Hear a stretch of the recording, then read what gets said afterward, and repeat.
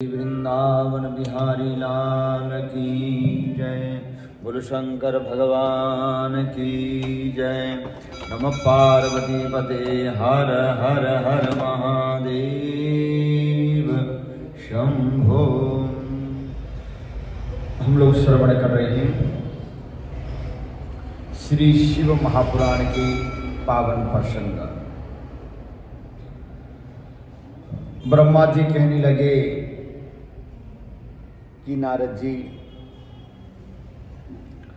इति स्तुतो रमेशेन मया चैव सुरर्षिभिः पथन्नैष महादेव प्रसन्ना संबभूवः। नारद, इस प्रकार रमापति भगवान नारायण जी भी और ब्रह्मा जी के कहने पर ब्रह्मा जी कहते मेरे और देवताओं, ऋषियों तथा अन्य लोगों के द्वारा स्तुति करने पर महादेव जी बड़े प्रसन्न हुए, बहुत खुश हुए।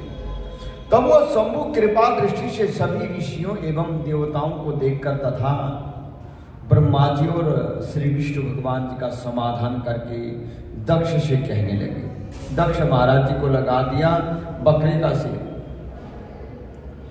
और महादेव जी कहने लगे, हे प्रजापति, हे दक्ष, मैं जो कुछ कहता हूं सुनो। मैं प्रसन्न हूं तुम्हारी जो स्तुति से। दक्ष ने एक स्तुति किया। यद्यपि मैं सबका ईश्वर हूं और स्वतंत्र हूं, परतंत्र नहीं, फिर भी सदा भक्तों के अधीन रहता हूं। श्रेणु दक्ष प्रवक्ष्यामि प्रसन्नोस्मि प्रजापते भक्ताधीन सदा हम वही स्वतंत्रोप्यखिलेश्वर। भगवान कहते हैं कि मैं स्वतंत्र हूं पर मैं भक्तों के अधीन में हूं। और उन्होंने कहा, चार प्रकार के पुण्यात्मा मेरा भजन करते हैं। मेरा भजन कौन कौन करते? भगवान शंकर जी कहते हैं देवताओं का भजन कौन कौन करता है? बोले, हे दक्ष, उनमें पूर्व की अपेक्षा उत्तरोत्तर श्रेष्ठ है। चार प्रकार के हैं भजन करने के, जो है ना भक्त, चार प्रकार के। बोले कौन से कौन से? एक है आर्त। आर्त कहते हैं बहुत दुखी।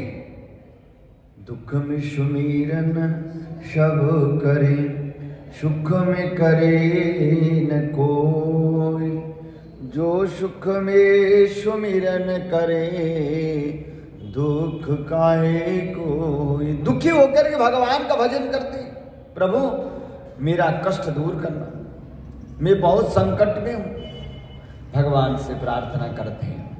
हाँ, ये भी भक्त है। बोले आर्तो जिज्ञासुरर्थार्थी ज्ञानी चैव चतुर्थक। बोले चार प्रकार के भक्त। जब बहुत दुख होता है अथवा दुखी रहता है, शारीरिक कष्ट, मानसिक कष्ट इत्यादि अगर हो जाता है तो भगवान की पुकारा करते हैं। और दूसरा भक्त है जिज्ञासु। जिज्ञासु कहते हैं भगवान करते क्या है। हाँ, जानने की इच्छा से और कुछ ज्ञान की इच्छा से भी हो सकता है।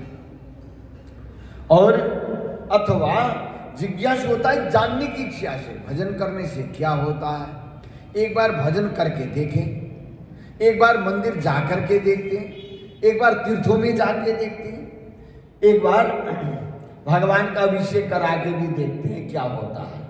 किसी को बता दिया, हाँ जी आपका कष्ट है ना, रुद्राभिषेक करवाओ, भगवान जी का पूजन करो, सब ठीक हो जाते हैं। पंडित जी ये भी करके देखते हैं, बहुत उपाय कर लिए हैं। और करके देखने वाली बात हो गई, वो भी जिज्ञासु हो गए। जानने की इच्छा से, जिज्ञासा से, क्या है सब लोग कर रहे हैं हम भी करें, इससे क्या होता है, एक बार विचार करते हैं, वो जिज्ञासु हो गए, वो भी भजन करता है भगवान जी का। और तीसरा है अर्थार्थी, धन प्राप्ति के लिए और ऐश्वर्य प्राप्ति के लिए, धन प्राप्ति के लिए, पैसे प्राप्ति के लिए, कार्य प्राप्ति के लिए, मकान प्राप्ति के लिए भगवान का भजन कर। करता है, भगवान मुझे मकान देना, एक अच्छा मकान मिल जाए, धन धान्य की परिपूर्ण हो, भगवान से प्रार्थना करता है। ये तीसरा भक्त है। चौथा भक्त है ज्ञानी। और भगवान शंकर जी कहते हैं जो चौथा वाला है ना, ये मुझे अत्यंत प्रिय है, जो ज्ञानी है। ज्ञानी ही मुझे अधिक प्रिय है और वह मेरा रूप माना गया है, मेरा स्वरूप है। वो भक्त जो है ना, वो भगवान शंकर जी का ही स्वरूप है, जो ज्ञानी है, तत्व ज्ञान की प्राप्ति। और उससे बढ़कर दूसरा कोई मुझे प्रिय नहीं है। जैसे शौनकादि ऋषि मुनि, उन्होंने पुराणों में प्रश्न किया सूत जी महाराज से।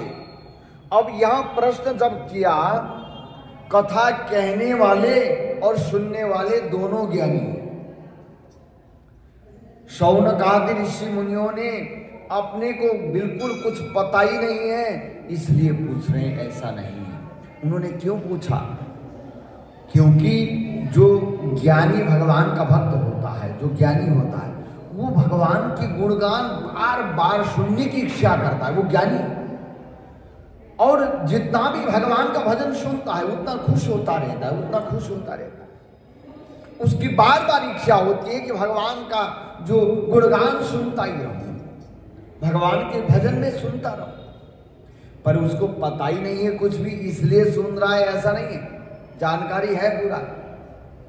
और शौनकादि ऋषि मुनि बड़े ज्ञानी थे, परंतु उन्होंने भी सूत जी महाराज से प्रश्न किया, सारे शास्त्रों का श्रवण करते रहे। 1000 वर्ष तक चलने वाला यज्ञ सत्र का प्रारंभ करके उन्होंने भगवान जी का भजन पूजन और कथाएं सुनते रहे।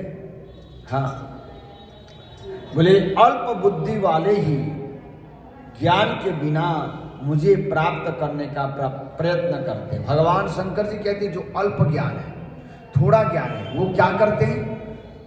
वो भगवान को प्राप्त करने का कोशिश करते हैं बिना ज्ञान का ही। वो हम लोग क्या करते हैं? शॉर्टकट मार्ग अपना लेते हैं, जो छोटा मार्ग जहां से भगवान जी कैसे प्रसन्न हो जाते हैं, सबसे सरल उपाय चाहिए हमें। यहां पर भगवान जी कहते हैं, और इतना सरल भी नहीं है। हाँ, जो ज्ञान से, आत्म तत्व ज्ञान से भगवान प्रसन्न हो जाते हैं। परंतु भोलेनाथ जी ने यह कह दिया, ध्यान से सुने, जब तक तत्व ज्ञान प्राप्त ना हो, हाँ, वो मुझे नहीं प्राप्त कर सकेगा, उन्होंने कह दिया। और बिना ज्ञान के भगवान कहते हैं मुझे प्राप्त करने का प्रयत्न भी करते हैं लोग। कर्म के वशीभूत जो मूढ़ मानव है, मानव जो है ना, कर्मों के बंधन में बंधा हुआ है मनुष्य जो है, और इस संसार को पार करना चाहते थे, इसलिए रुष्ट होकर मैंने इस यज्ञ का विनाश कर दिया। देखिए यज्ञ विनाश क्यों किया भगवान जी ने? बोले पहले तो, सबसे पहले तो भगवान जी कहते हैं कि मैंने यज्ञ विध्वंस नहीं किया। बोले किसने किया? बोले दक्ष ने खुद ही जो है ना, अपने अहंकार से यज्ञ का विध्वंस किया।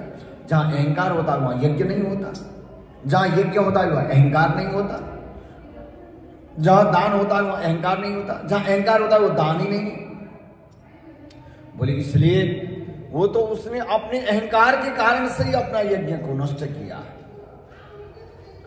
और कहते हैं ये नष्ट करने के लिए, अथवा यज्ञ नष्ट क्यों हुआ, भगवान भोलेनाथ जी कहते हैं देखो, इन्होंने जो यज्ञ किया, यज्ञ करने के बाद बिना ज्ञान का ही भगवान भोलेनाथ जी को पाना चाहते थे।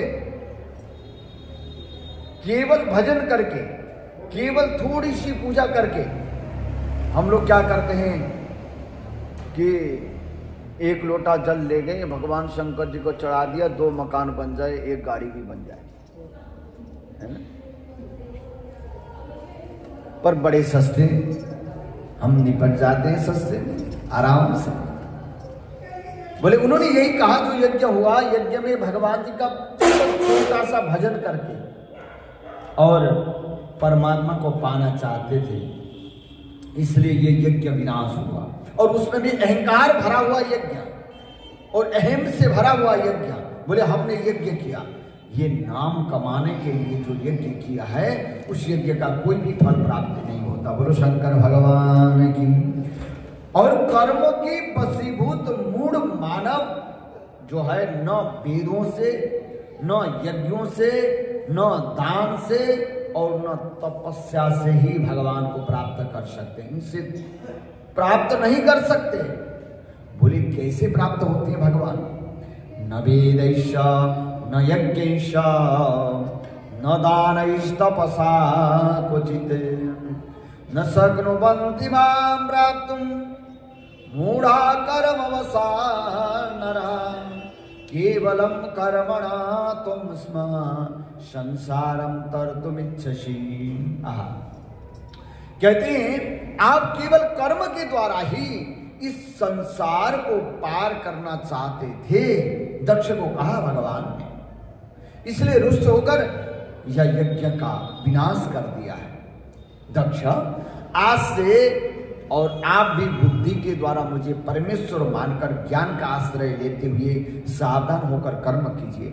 जब तक ज्ञान की प्राप्ति ना हो, हाँ, तब तक जो है अन्य उपासनाएं करना। यहाँ लिखा है जो भक्ति की उपासना, भक्ति का नवदा भक्ति, 9 प्रकार की भक्ति है, अथवा उनमें से भी जब तक तत्व ज्ञान की प्राप्ति नहीं होती तब तक भगवान प्राप्त नहीं होते।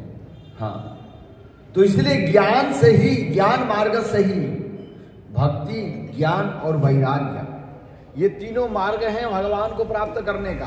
परंतु जब तक ज्ञान ना हो, भोलेनाथ जी कहते हैं जब तक ज्ञान ना हो तब तक भक्ति भी नहीं होती, वैराग्य भी नहीं आती। और मन में वैराग्य कब आता है? बोले जब ज्ञान प्राप्त हो जाते, जब हमें जानकारी मिल जाती है, हमने पहचान लिया कि ये चीज ऐसा है। पहले हम उसको पहचानते ये सुख देने वाला है या दुख देने वाला है, तो पहले हमें सुख देने वाला नजर आता है और उसके बाद हम उसका मूल्यांकन करने लग जाते हैं। मूल्यांकन करने के बाद ये कब तक सुख देगा, उसके बाद हम विचार करते हैं ये कब तक टिकेगा। एक हम कपड़े लेने जाते हैं, सबसे पहले हम दुकान में कपड़े जो है ना खरीदने के लिए हम कोशिश करते हैं। सबसे पहले हम क्या देखते हैं, जो नजरों में जो अच्छा लगे पहले वहां पहुंचते हैं। देख लिया, चलो ये तो बहुत बड़ा सुंदर लग रहा है, बहुत अच्छा लग रहा है, चले गए। जाने के बाद उसके बाद उसको हम उतारने का कहते हैं, उतार लिया। उतारने के बाद सबसे पहले हम क्या करते हैं, उसको खींचते हैं। खींच लिया, चलो जो थोड़ा सा मजबूत भी है, ठीक है। और उसके बाद अब क्या करते हैं, उसके बाद हम लोग देखते हैं कि जो छोटे छोटे जो श्रृंगार बनी हुई है उसको तोड़ने का कोशिश करते हैं, नहीं टूटा, ये भी मजबूत है। अब उसके बाद लास्ट में हम कहाँ जाते हैं, बोले हाँ कितने पैसे का होगा। तो अब पैसा पसंद आ जाए तभी तो हम लेंगे। बोले हम एक सामान खरीदने के लिए इतना परखते हैं, तो वही तो ज्ञान है, उसको जान लेते हैं। जानने के बाद हम समझ गए कि ये तो महंगा है, हमें वो ज्ञान की प्राप्ति हुई, हमने जान लिया, पहचान लिया ये तो महंगा है, जो कपड़े के अनुसार रेट नहीं है, रेट नहीं तो इसको हमें नहीं लेना चाहिए। अगर कपड़े के अनुसार रेट है तो तब लेना चाहिए। अब कोई एक चीज खरीदने के लिए हम इतना विचार करते हैं, इसका मतलब हम लोग जो है ना उसमें कौन सी चीज की आवश्यकता है, जो कि ज्ञान की आवश्यकता है, जानने की आवश्यकता है। हम देखते ही उठा के नहीं लाते। ऐसे ही भगवान को प्राप्त करने के लिए भी भोलेनाथ जी कहते हैं ज्ञान जानो, पहले पहचानो, पहचानने के लिए भक्ति, और उसके बाद जानने के बाद संसार से वैराग्य प्राप्ति, वितराग यानी राग द्वेष सब मिट जाते हैं। जानने के बाद हम राग और द्वेष क्यों करते हैं, इसलिए करते हैं कि उसका मकान है, मेरा मकान है, उसकी गाड़ी है, मेरी गाड़ी नहीं, अथवा उसने ऐसा कहा, इसने ऐसा कहा, उसने मुझे बुरा कहा, तो ये हमें द्वेष पैदा करते हैं। जो उसके बाद कहते हैं जो द्वेष है वो कब पैदा होता है, हमें अज्ञानता के कारण द्वेष पैदा होता है, हम नहीं जानते। तो वो उसने कुछ कहा है तो ये हमें कब तक प्रभाव करेगा, कितना दुख देने वाला होगा, थोड़ा सा हम ये विचार करेंगे तो हमें वैराग्य आ जाएगा। बोले ये तो ऐसे ही है, दुनिया तो कहती है, कोई बात नहीं, कहने दो। कहते तो हम मुंह से हैं, पर मन से जिस दिन माने तो भगवान प्राप्त हो जाते। मन से नहीं मान पाते, मन में वैराग्य नहीं आती। और हमें कि हर चीज संसार की विषय वस्तु वासनाएं सुख देने वाले नहीं होते। तो सुख क्या होता है? बोले सुख तो वो होता है जिस दिन हम भगवान का भजन करते हैं। अथवा विपदो नैव विपदा संपदो नैव संपदा विपद विस्मरणम विष्णु संपद नारायण स्मृति।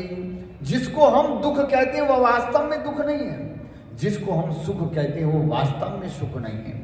सुख और दुख क्या है? बोले विपद विस्मरणम विष्णु संपद नारायण स्मृति। विपत्ति तो वो है जिस दिन हम भगवान को भूल जाते हैं, वो सबसे बड़ा विपत्ति का दिन। बोले सुख कब है? बोले संपद नारायण स्मृति। सुख तो वो है जब तक हम भगवान का स्मरण करते हैं। मन में जब तक भगवान का स्मरण आ जाए तो मानिए आप सुखी। अगर भगवान मन से निकल जाए अथवा विस्मरण हो जाए, हम भगवान को भूल जाएं, तो वो हमारा सबसे बड़ा दुख का दिन है। तो इसलिए भगवान भोलेनाथ जी कहते हैं देखो, जो संसार के विषय वस्तु वासनाओं को छोड़कर जो ज्ञान मार्ग से मुझे प्राप्त करते हैं, और अन्य कोई मार्ग नहीं है कि मुझे प्राप्त करने का। भगवान भोलेनाथ जी ने ज्ञान दिया दक्ष प्रजापति को। बोले केवलम कर्मणा तुम स्म संसारम तर्तुमिच्छसि अतएवा भवम रुष्टो यज्ञ विद्वम सकारकः। प्रजापति आप उत्तम बुद्धि के द्वारा मेरी दूसरी बात भी और सुनिए। बोले क्या? बोले मैं अपने सगुण स्वरूप के विषय में भी धर्म की दृष्टि से गोपनीय बात, एक गोप्य बात बताता हूं तुम्हें, सुनो। जगत का परम कारण रूप में ही ब्रह्मा और विष्णु मैं ही हूं। बोले मैं सबका आत्मा हूं, ईश्वर साक्षी स्वयं प्रकाश तथा निर्विशेष हूं।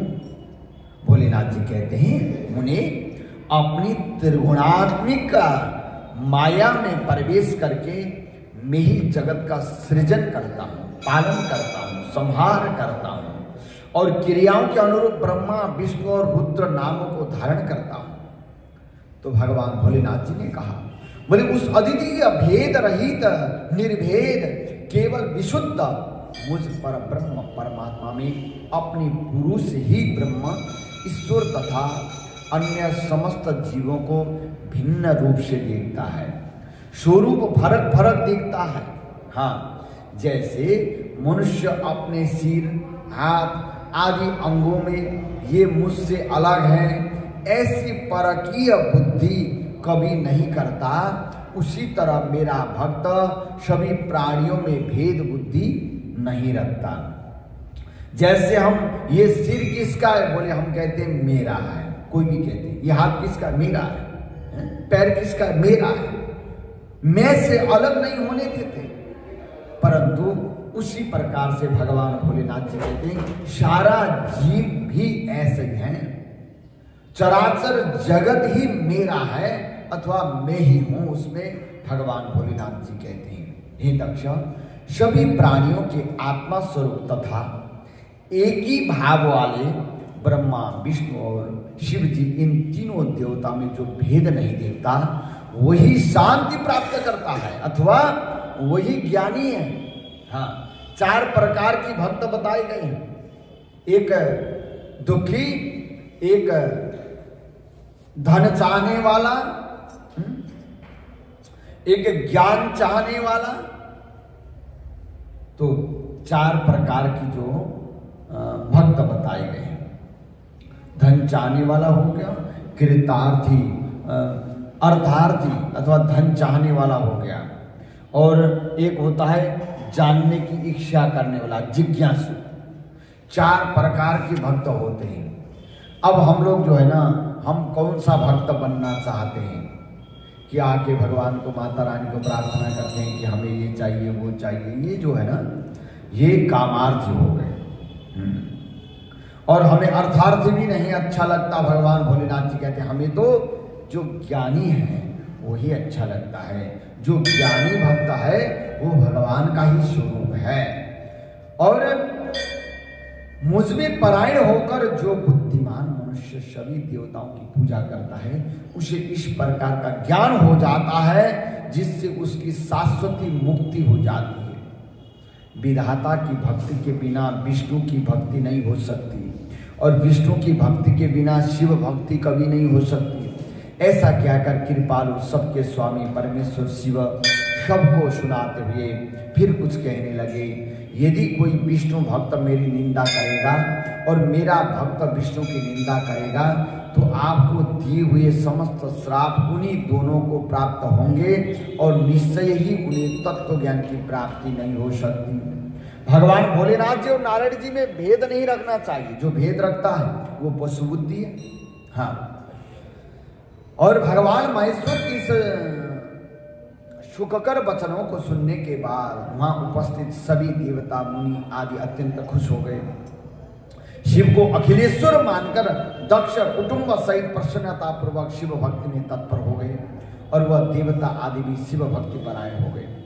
जिसने जिस प्रकार से परमात्मा शंभु की स्तुति की थी उसे उसी प्रकार संतुष्ट चित्त हुए शंभु ने वरदान दे दिया। मुनि उसके बाद भगवान शिव की आज्ञा पाकर प्रसन्न चित्त हुए शिव भक्त दक्ष ने शिवजी की कृपा से यज्ञ पूरा किया कनखल में, और हरिद्वार के जो कनखल में यज्ञ को पूर्ण किया। उसके बाद यज्ञ पूर्ण होने के बाद और महादेव जी के उस महान कर्म का विधि पूर्वक वर्णन किया गया और उसके बाद सब देवता और ऋषि संतुष्ट होकर भगवान शिव जी के यश का वर्णन करते हुए अपने अपने स्थान को चले गए सारे देवता। और ब्रह्मा जी और भगवान विष्णु जी भी अत्यंत प्रसन्न हो गए, खुश हो गए। सत्पुरुषों को आश्रय देने वाले भगवान भोलेनाथ जी भी दक्ष से प्रीतिपूर्वक सम्मानित होकर के प्रसन्नता के साथ गण सहित अपने स्थान और कैलाश पर्वत पर पहुंच गए। और विज्ञानमय भगवान शंकर जी ने लौकिक गति का अवलंबन करके अपने सकाम भाव को प्रकट करते हुए तथा सती चरित्र वर्णन करते हुए बहुत समय वहां पर व्यतीत किया। वह सज्जनों के शरणदाता है भगवान भोलेनाथ जी। और जब ब्रह्मा जी और विष्णु जी भी उनके भेद को कभी नहीं जान पाए तो अन्य देवता कैसे जान पाते हैं। भगवान शंकर जी की महिमा अनंत है जिसे बड़े बड़े विद्वान भी जानने में असमर्थ है। हाँ, किंतु भक्त लोग उनकी कृपा से बिना श्रम के उत्तम भक्ति के द्वारा उसे जान लेते हैं। परमात्मा शिव में एक भी विकार नहीं है, किंतु लोक परायण व सगुण रूप धारण करके अपना चरित्र लोगों को दिखाते हैं। इस प्रकार दक्ष कन्या सती यज्ञ में अपने शरीर को त्याग कर फिर हिमालय की पत्नी मेनका के गर्भ से उत्पन्न हुई। यह बात प्रसिद्ध ही है। उसके बाद वहां तपस्या करके गौरी शिवा ने भगवान शिवजी का पति रूप में वर्ण किया। वह उनकी वाम अर्धांगिनी होकर अद्भुत लीलाएं करने लगी और इस प्रकार सती के परम अद्भुत चरित्र का वर्णन कर दिया ब्रह्मा जी ने नारद जी को। यह आख्यान कैसा है बोले, कलुष्य रहित पवित्र दूसरों को पवित्र करने वाला है, स्वर्ग की प्राप्ति कराने वाला ये आख्यान है। और जो इस शुभ आख्यान को जो श्रवण करता है और वह सुखों का उपभोग करके अंत में मोक्ष पद को भी प्राप्त हो जाता है। इस प्रकार ब्रह्मा जी नारद जी को बताते हैं। इन्हीं कथा प्रसंगों के साथ आज की कथा प्रसंग यहीं पर विश्राम करेंगे। कल पुनः आगे का पावन प्रसंग हम लोग श्रवण करते हैं। बोलो शंकर भगवान की। ओम नमः शिवाय।